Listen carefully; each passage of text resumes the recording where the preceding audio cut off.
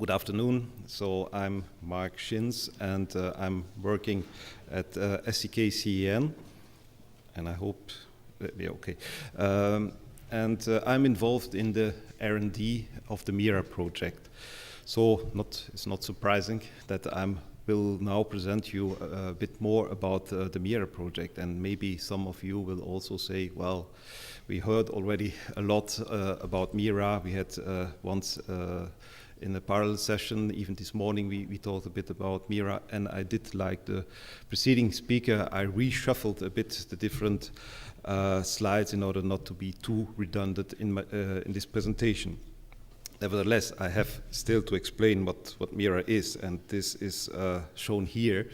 So MIRA is an ADS, it's a project, and at SCK-CEN, so our intention is to build this ADS in Belgium and to use it for research purposes.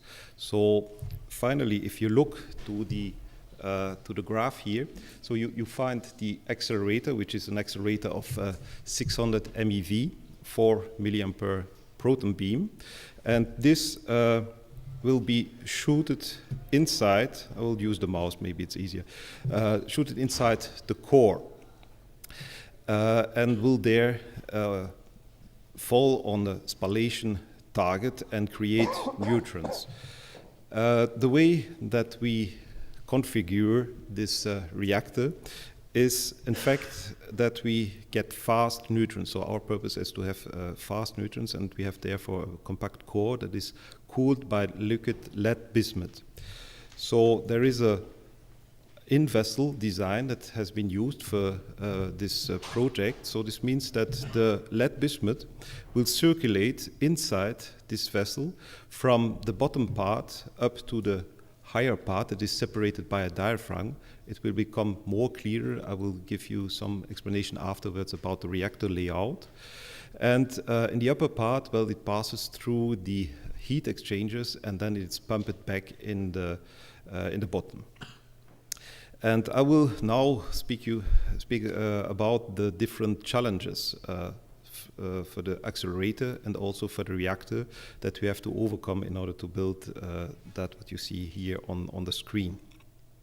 And afterwards, I will give you some of the ideas that we have to use this facility. So let's start with the accelerator.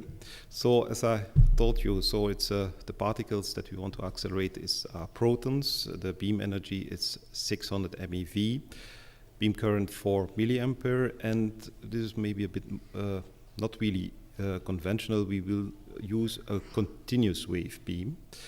And one of the big challenges for this accelerator is that the mean time between failure, that's what you see in the graph MTBF, has to be higher than 250 hours. Then this is quite challenging.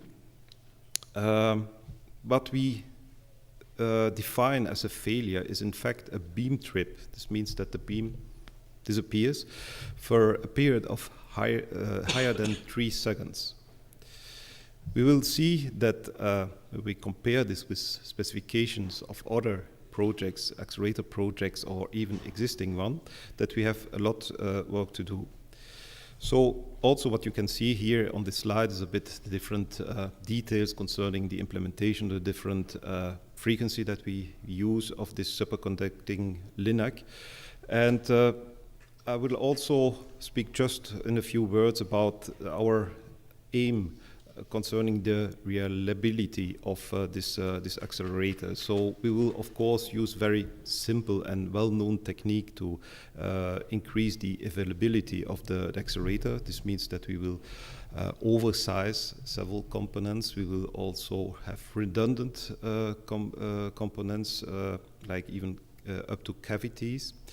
And we will use really fast diagnostics that in order that we can switch from different components in order to achieve this high goal of MTBF. So here is a graph in which you see the specification of MIRA. So as I told you, For Mira, we are allowing here, we are here at 3 seconds, so statistically, of course, it's per day. We will not allow more than 0.1 failure. This means 1 failure every 10 days. 10 days means 240, 250 hours. When we have a look to the performance of the ICENES accelerator, that is an existing one, we see on the green curve or line here the performance that is existing. I also added on this graph the specification of the Japanese project of GIR, and we see that clearly there is a lot of work to do in order to come to a very reliable system. I will maybe show you now a bit the configuration that we choose for building this accelerator. So first, we will have a double injector because a lot of problems are originating from the beginning. So this is what you see here. So we have first, of course, a source, and then a low energy beam transport, and an RFQ, and a first acceleration. We are here in the range of 40 MeV already. And this system here, this what we called the injector, is doubled. So we will have the capacity to switch quickly from one to the other one. And then we go through what we call the tunnel, so the LINAC, and we will accelerate these protons. What you see here is what we call the beta factor. It's just the ratio between the speed of the beam and the speed of light. And if this works, it's maybe not so flashy as what we see with the lasers. So we are then accelerating in this tunnel up to a speed of 0.65 times the speed of light. At the end of this tunnel, well, there are 2 possibilities. The first one is to go to the beam dump.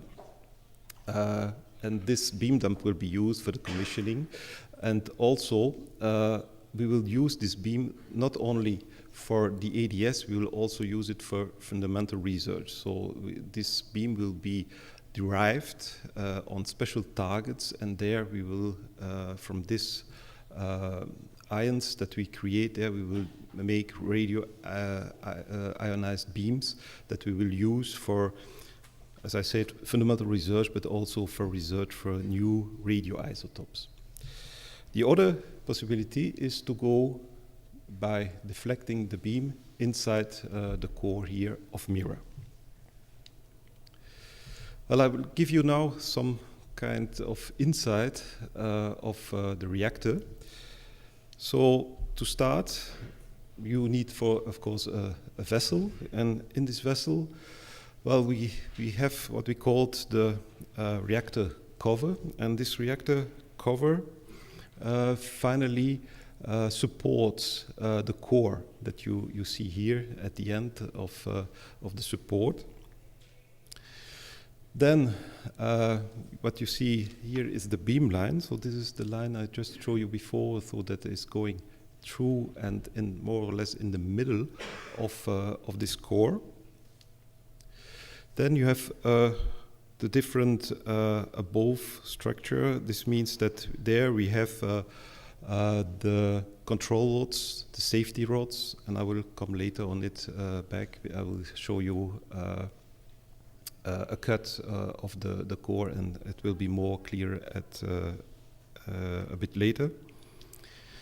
So then the heat exchangers, there are 4 heat exchangers. The pumps, the primary pumps that are pumping this lead bismuth, which will cool this core and will create the flow from the bottom up until above. During one of the sessions where Mira has been presented, has been asked, so from where do you load or unload, shuffle the different fuel assemblies? Well, it's from the bottom. it's in LBE. So I will not speak today about the visualization system that we have to use in order to be sure that every fuel assembly is in its right place before starting the reactor. Then I will speak also later about the different application. One of this application is the irradiation of silicon. And finally, we have this diaphragm. This is really the mechanical piece that separates the two planes, so from the lower to the upper one, so the cold with the hot part. Okay, and this is what you probably see on the different publications about MIRA. So concerning now the core, so there are roughly 150 positions, and there are 37 multifunctional plugs. So this means from above you can have access on these different plugs, but there are also several of these positions that are, well, I would say, reserved for control rods, and this is what you see here. So these are these yellow ones. The yellow that are the yellow ones are the IPSs, so which are distributed more or less in a radial way. These are the green ones, are control rods, and we have 3 safety rods. So this is the core like it's configured now, and well, if you have a look now to the fuel assemblies, well, the fuel is contained in different pins. The cladding that we use is a 50-15 titanium. It's the separation between the pins is wire wrapped, and the material that we use is a known stainless steel. It's a T91. So concerning the cooling system, one of the problems is, of course, the decay, what we call the decay heat removal. So this is done, of course, to the secondary loops. But if you have, of course, problems that you cannot cool it down, we also foreseen that it is possible to passively cool down the vessel. So we call the system the reactor vessel cooling system. But anyway, if we have some problems, for instance, in case we can actively cool it, we have 4 independent loops, and there is even a redundancy of what we call 100%, which means every loop can extract the decay heat from the reactor. So here, really quickly, just a view, or the 2 views, the 2 cuts, and 2 directions about the confinement and the integration inside the building. And let's now come to the different applications that we have in mind for this ADS.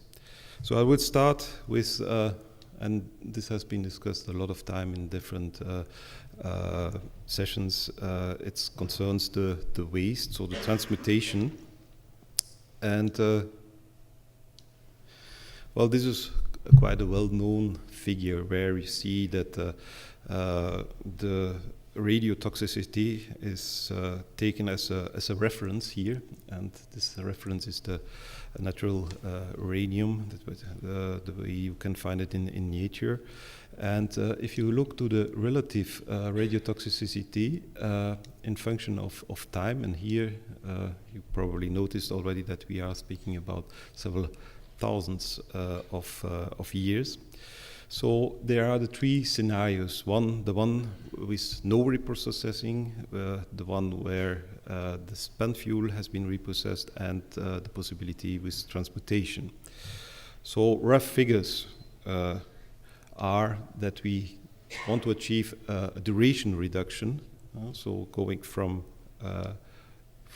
this part here to the start of the graph, a duration reduction of a factor of 1,000 and a volume reduction of a factor of 100. So there is a European strategy for partitioning and transmutation. So I will not go in details here about the different pillars that are existing for this strategy. Well, MIRA, we want and we position MIRA as one of these pillars, and it's the third one. It's the design and the construction of a dedicated transmuter. So we have, I have maybe also to say that we don't want to, I would say, to build now a transmuter in order to transmute all our waste that we have, for instance, in Belgium. So what we want to do is here to have a demonstrator for the transmutation of the waste. It is still a research reactor. So also during the discussions that we had in the different session is that, well, I put it like a question finally, it's subcriticality a luxury?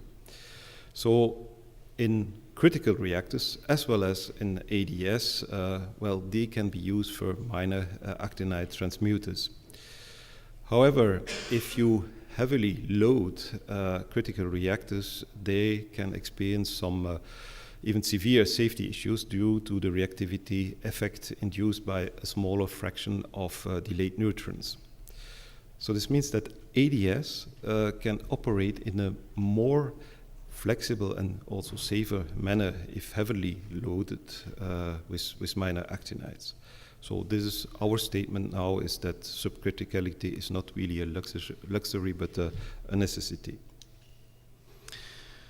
I also put finally a slide this morning on this presentation because this is a reference here. Finally, it's not the work of SEK-CEN. You have the reference here on that, where you see finally the different production rate for plutonium and also for minor actinides, and you clearly see that ADS is one of the most efficient systems for burning minor actinides. We had also some discussion about the different political situation in Europe. So there are different nuclear energy policies in Europe, and but we think that, and this was a presentation of KIT there, where they also presented the scenario with the regional facility. So even if you have countries, which I put here in countries of the group A, which are countries that are phasing out, and if we let B be the countries that are continuing, well, if you look to the scheme, so even the group A, which has, of course, spent fuel, well, they can have an interest to have access, at least, so, to such a facility, of course. So this means that the ADS that is shared, for instance, with a country of group B, can burn the minor actinides and the plutonium.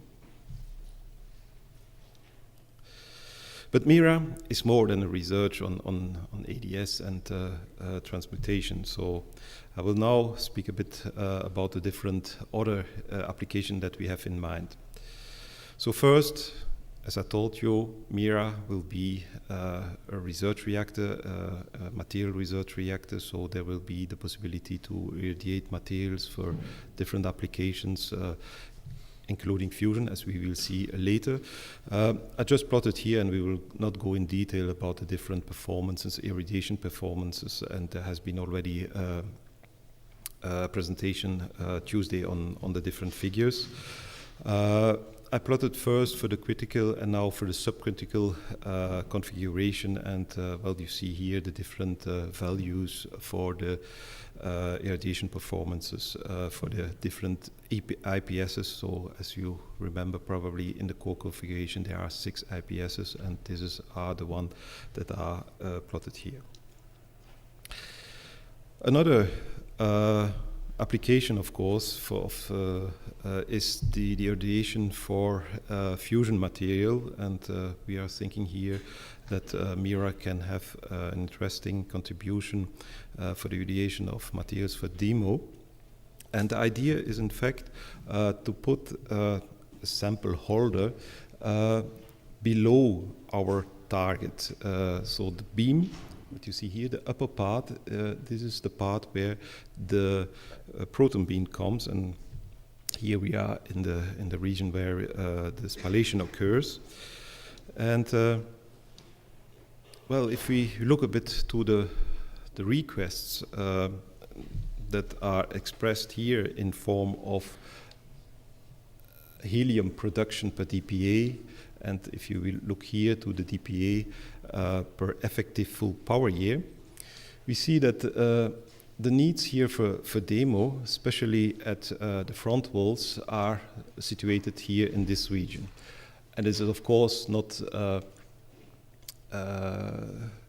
by chance, but it has been calculated, of course, that IFMIF, this radiation facility that has still also to be constructed, comes in the same region here.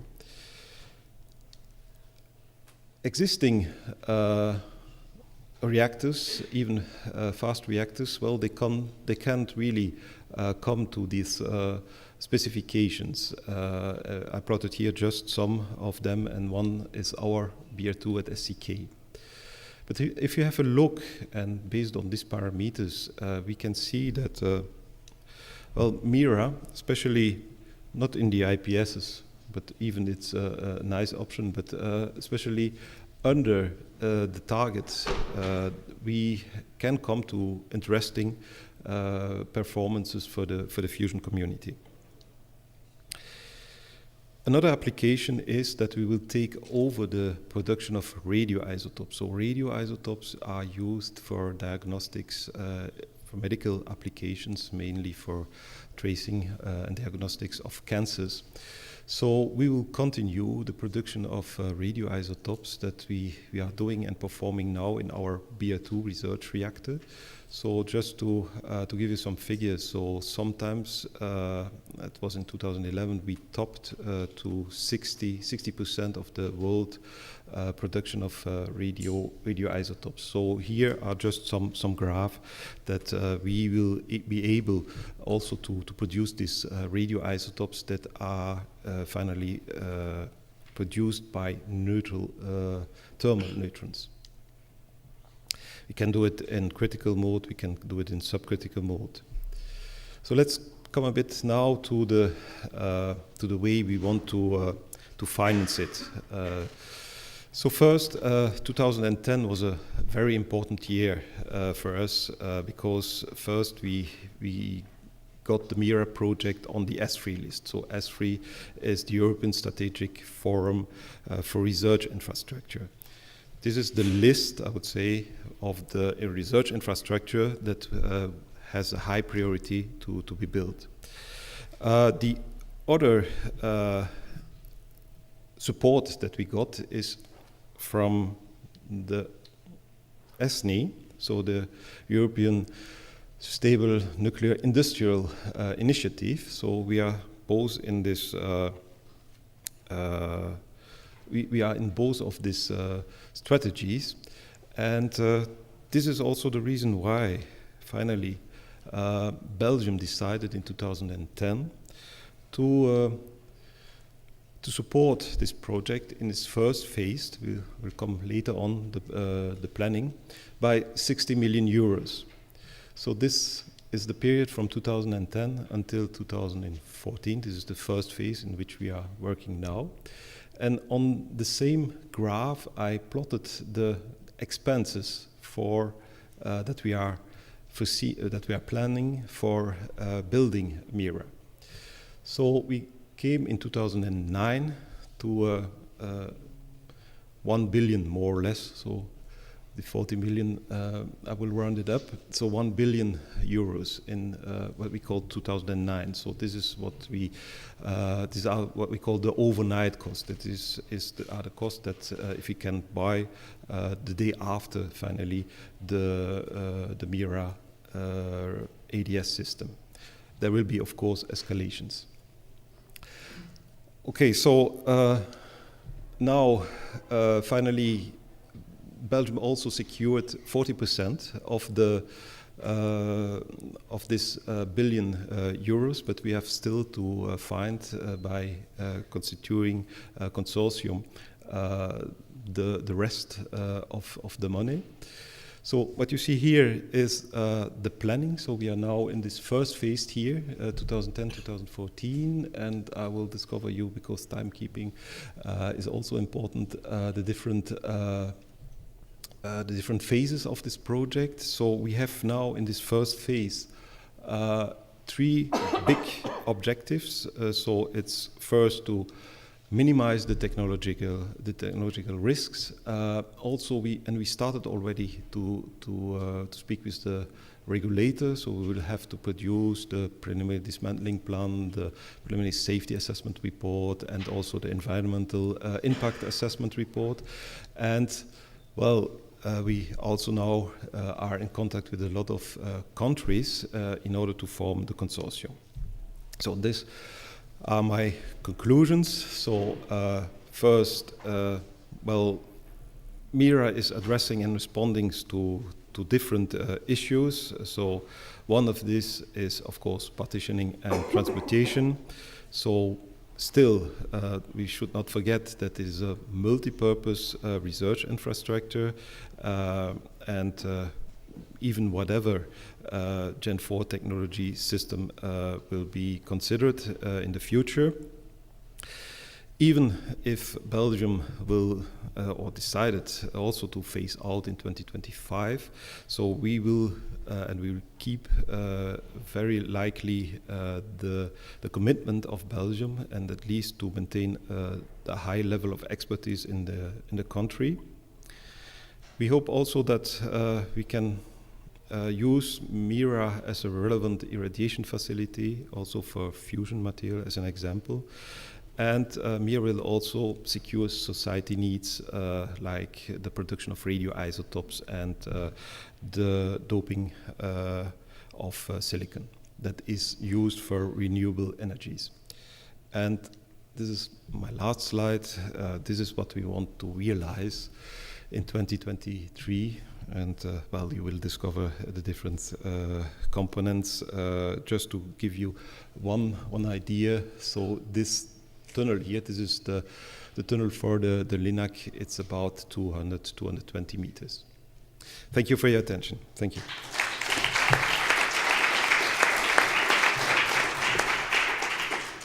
So is there any question on the MIRA project?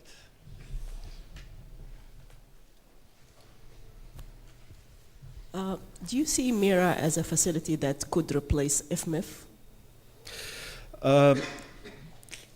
We are thinking about, so you know about IFMIF, huh? So will it be built, will it not be built, and with which specification? Maybe it will be not the specification that I plotted here. But we think that fission can contribute, fission facilities can contribute to the fusion material research. But there was your neighbor, I think, told us about the difficulties to interpret and to use the results because we are in a different spectrum. We are also probably with different energies.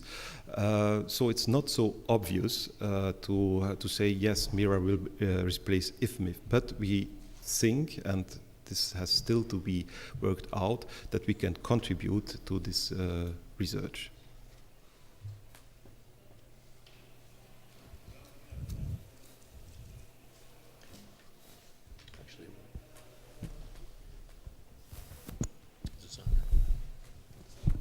I was curious for the accelerator transmutation of waste. How many reactors would one transmutation facility be able to service?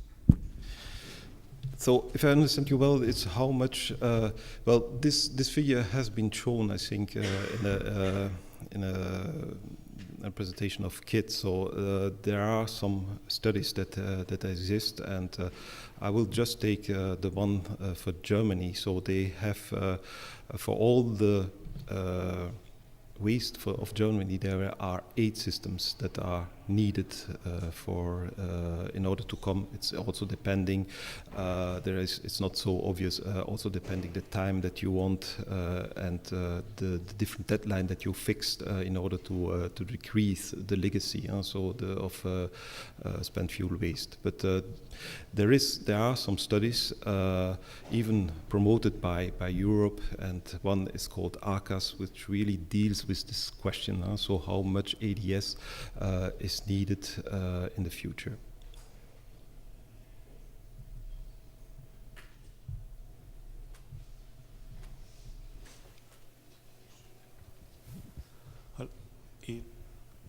It is about the possibility of installing an irradiation module just behind the target, as you've pointed out.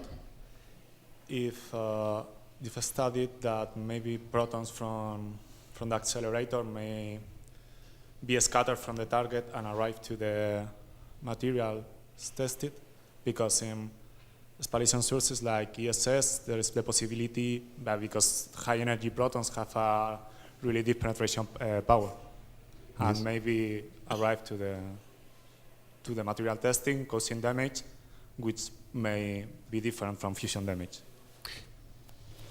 Yes, of course, there are differences. I fully agree with you. So, but the answer that I cannot give is there a relevance? Yes or no? And these are the material people that have to answer this, of course. Yeah.